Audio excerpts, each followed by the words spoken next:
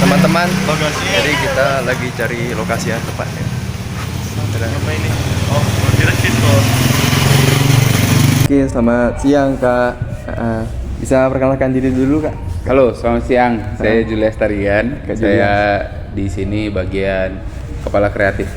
Kepala kreatif Ya, untuk di kreatif director di sini. kreatif director sini. Ya. Oke.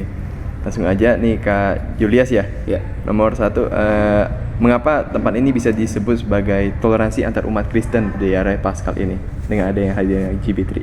Oke. Kalau pertanyaannya seperti itu mungkin gue berani jawab. Sorry, gue boleh pakai gue atau Gak apa-apa. nggak apa-apa ya? Gue berani jawab gini, karena apapun keadaannya gereja kan bertumbuh di mana aja. Betul.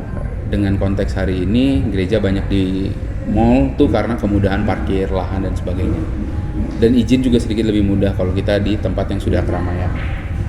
Jadi dengan seperti itu orang bebas untuk memilih gerejanya. Dan kita sebagai gereja memberikan toleransi bahwa ketika mereka tahu apa yang menjadi nilai jemaat ini dan apa yang menjadi nilai jemaat di sana, mereka tahu apa yang mereka butuhkan sebagai seorang Kristen, butuh seperti apa mereka untuk bertumbuh. Jadi dengan seperti itu ketika mereka datang ke sini dan mereka bertumbuh, it's good. Tapi kalau ternyata mereka tidak bertumbuh, tapi mereka bertumbuh di tempat yang lain secara firman, secara pemahaman akan Tuhan, secara relation sama Tuhan, kayaknya akan lebih baik kalau mereka di sana daripada kita paksain di sini. Betul. Dimana dia bertumbuh, di situ dia juga bisa berdampak juga ya bagi Betul. lingkungan sekitar ya. Betul, setuju. Oke. Lanjut pertanyaan kedua nih, apa sih yang biasanya dilakukan oleh LGBT ini dalam menjaga toleransinya? Yang kita biasa lakukan adalah memang kan nggak bisa dipungkiri memang ada beberapa orang yang suka pindah-pindah gereja gitu. Nah, toleransinya adalah kadang kita suka ngobrol sama gereja yang dimana mereka sebelumnya.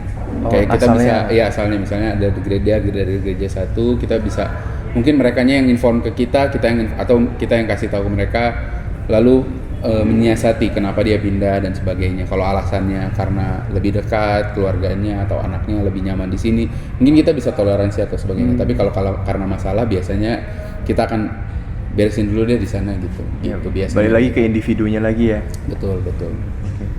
Selanjutnya, apa nih dampak dari hadirnya gereja bagi lingkungan sekitar menurut Kak Julia sendiri dengan hadirnya LGBT ini? Dampak. Kalau hadirnya di Paskal mungkin kita nggak punya signifikansi. Tapi kalau secara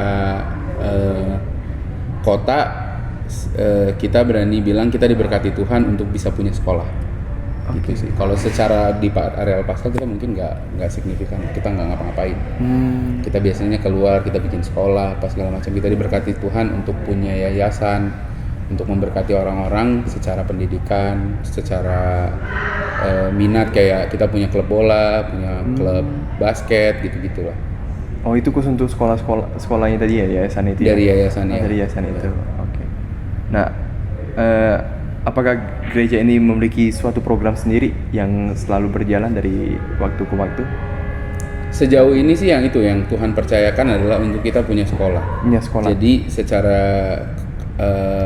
program itu yang terus dibikin gitu. Jadi berawal dari satu sekolah ke sekolah yang lain gitu. Jadi misalnya kita pertamanya membangun CBCS. Setelah itu Tuhan percayakan CBCS kan itu ukuran taraf ininya biayanya cukup mahal. Akhirnya Tuhan taruh hatinya di para pemimpin di jemaat ini, kita harus buat sekolah yang affordable buat semua orang. Terkhusus untuk kaum yang sedikit kurang mampu gitu. Akhirnya bangunlah sekolah setara yang notabene-nya secara biaya lebih rendah. Jauh lebih rendah. Untuk dibanding CBCS gitu, kayak jauh banget lah gitu. Terus akhirnya Tuhan percayakan lagi bahwa ternyata ada banyak orang-orang yang berkebutuhan khusus. Tuhan bukain jalannya, Tuhan berkatin kita, akhirnya kita bisa punya sekolah untuk berkebutuhan khusus gitu. Jadi programnya itu selalu berjalan dengan apa yang Tuhan sampaikan. Kita punya rumah Ruth, apa segala macam, itu program yang dijalankan itu berdasarkan hatinya Tuhan untuk bangsa ini, buat kota ini khususnya. Oke, itu saja diskusi dari tim 1 Character Building Agama. Terima kasih buat Kak Julius untuk waktunya dan hadirnya GB3 ini di Paskal, tentunya itu berdampak positif juga ya bagi masyarakat ya, untuk Puji Tuhan. mengenal Tuhan juga dalam kehidupan sehari-hari. Sekian dan terima kasih. Terima kasih. Thank you guys. Thank you.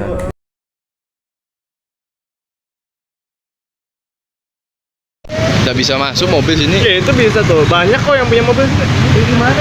Kita harus mundur gitu, mundur ya. Naik Grab aja. Baju-baju lah.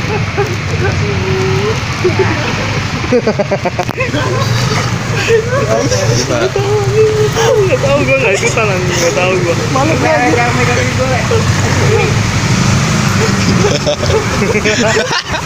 Nggak lucu.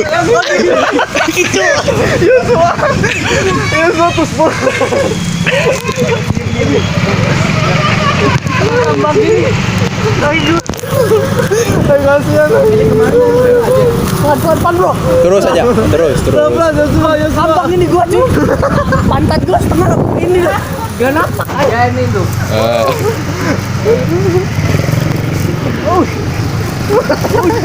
Ini ke jalan raya. Iya ya. Iya, jalan raya nanti belok kanan. Mamam. Oh iya, saya Iya. kelurahan kan? Heeh. Oh iya. Gimana itu? Udah. Pegang kalian semua ini kalau jatuh jaga dua nih. Jangan.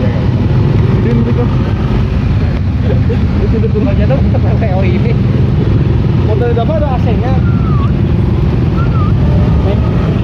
Sebenarnya bisa di sini weh. Capek. Mana ada aja tangki ya. Belum bisa. Makanya nggak usah pakai tangki. Copot kan tangki.